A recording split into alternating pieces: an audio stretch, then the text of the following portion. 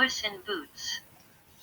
Once upon a time there was a miller who left no more riches to the three sons he had than his mill, his ass, and his cat. The division was soon made.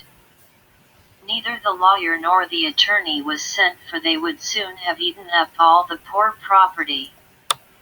The eldest had the mill, the second the ass, and the youngest nothing but the cat.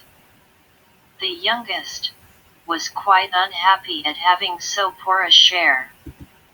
My brothers, said he, may get their living handsomely enough by joining their stocks together, but, for my part, when I have eaten up my cat, and made me a muff of his skin, I must die of hunger. The cat, who heard all this without appearing to take any notice, said to him with a grave and serious air, "Do not thus afflict yourself, my master. You have nothing else to do but to give me a bag, and get a pair of boots made for me, that I may scamper through the brambles, and you shall see that you have not so poor a portion in me as you think." Though the cat's master did not think much of what he said, he had seen him play such cunning tricks to catch rats and mice, hanging himself by the heels, or hiding himself in the meal, to make believe he was dead, that he did not altogether despair of his helping him in his misery. When the cat had what he asked for, he booted himself very gallantly, and putting his bag about his neck, he held the strings of it in his two forepaws, and went into a warren where was a great number of rabbits. He put bran and sow thistle into his bag, and, stretching out at length, as if he were dead, he waited for some young rabbits, not yet acquainted with the deceits of the world, to come and rummage his bag for what he had put into it. Scarcely was he settled but he had what he wanted. A rash and foolish young rabbit jumped into his bag, and Monsieur Puss, immediately drawing close the strings, took him and killed him at once. Proud of his prey, he went with it to the palace, and asked to speak with the king. He was shown upstairs into his Majesty's apartment, and, making a low bow to the king, he said, "I have brought you, sire, a rabbit which my noble lord, the master of Carabas, for that was PG 47 the title which Puss was pleased to give his master, has commanded me to present to your majesty from him." "Tell thy master," said the king, "that I thank him, and that I am pleased with his gift." Another time he went and hid himself among some standing corn, still holding his bag open, and when a brace of partridges ran into it, he drew the strings, and so caught them both. He then went and made a present of these to the king, as he had done before of the rabbit which he took in the warren. The king, in like manner, received the partridges with great pleasure, and ordered his servants to reward him. The cat continued for 2 or 3 months thus to carry his majesty, from time to time, some of his master's game. One day when he knew that the king was to take the air along the riverside, with his daughter, the most beautiful princess in the world, he said to his master, "If you will follow my advice, your fortune is made. You have nothing else to do but go and bathe in the river, just at the spot I shall show you, and leave the rest to me." The Marquis of Carabas did what the cat advised him to, without knowing what could be the use of doing it. While he was bathing, the king passed by, and the cat cried out with all his might, "Help! Help! My lord the Marquis of Carabas is drowning." At this noise the king put his head out of the coach window, and seeing the cat who had so often brought him game, he commanded his guards to run immediately to the assistance of his lordship the Marquis of Carabas. While they were drawing the poor Marquis out of the river, the cat came up to the coach and told the king that, while his master was bathing, there came by some rogues, who ran off with his clothes, though he had cried out, "Thieves! Thieves!" several times, as loud as he could. The cunning cat had hidden the clothes under a great stone. The king immediately commanded the officers of his wardrobe to run and fetch one of his best suits for the Lord Marquis of Carabas. The king was extremely polite to him, and as the fine clothes he had given him set off his good looks, for he was well made and handsome, the king's daughter found him very much to her liking, and the Marquis of Carabas had no sooner cast 2 or 3 respectful and somewhat tender glances than she fell in love with him to distraction. The king would have him come into the coach and take part in the airing.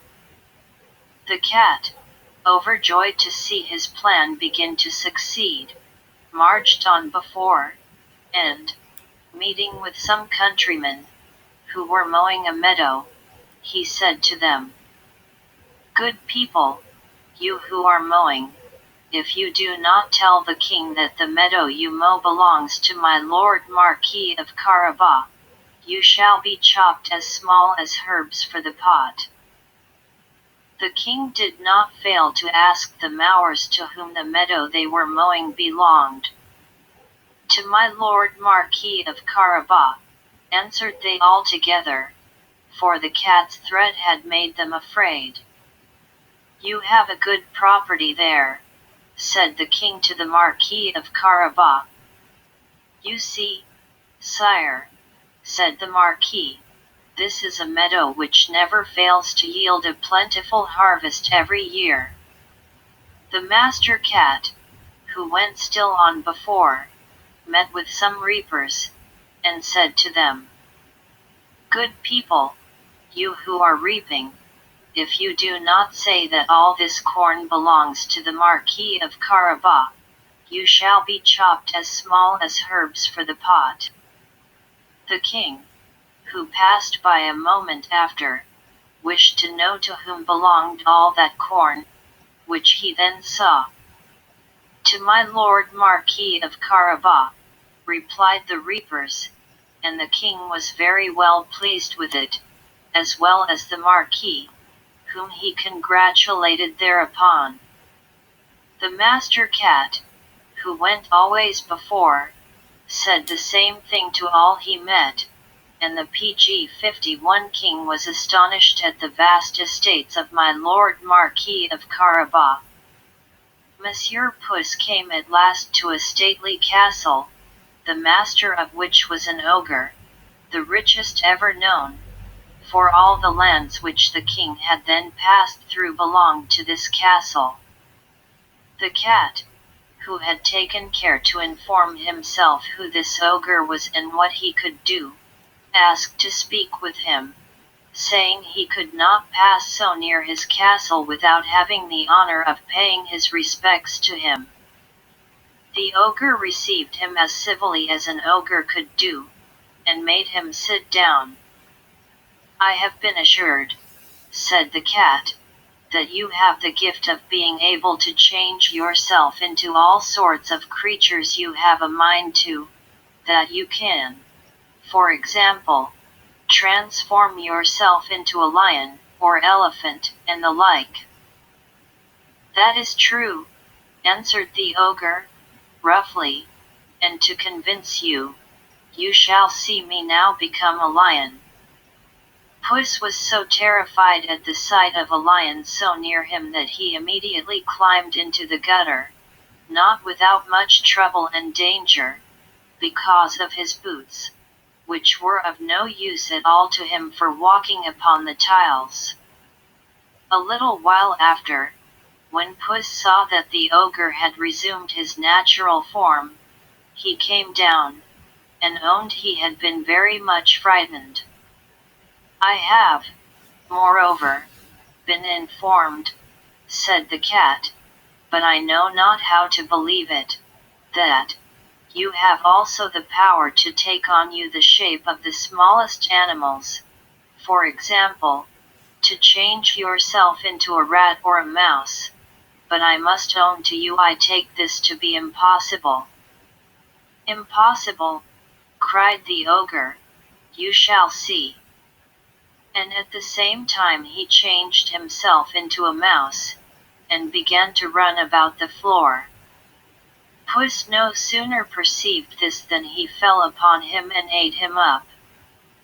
Meanwhile, the king, who saw, as he passed, this fine castle of the ogres, had a mind to go into it. Puss, who heard the noise of his Majesty's coach coming over the drawbridge, ran out, and said to the king, "Your Majesty is welcome to this castle of my Lord Marquis of Carabas." "What?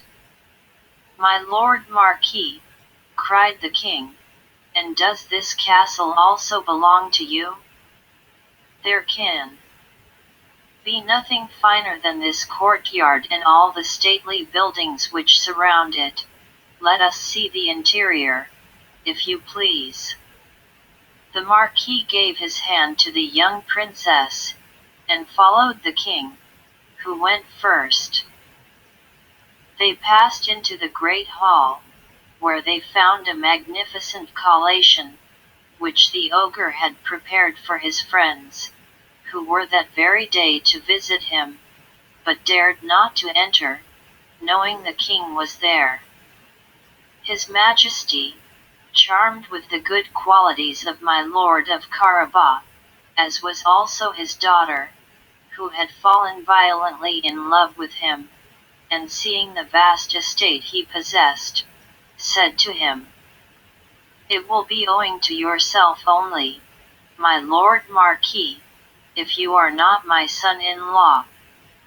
The Marquis, with low bows, accepted the honor which his Majesty conferred upon him, and forthwith that very same day married the princess.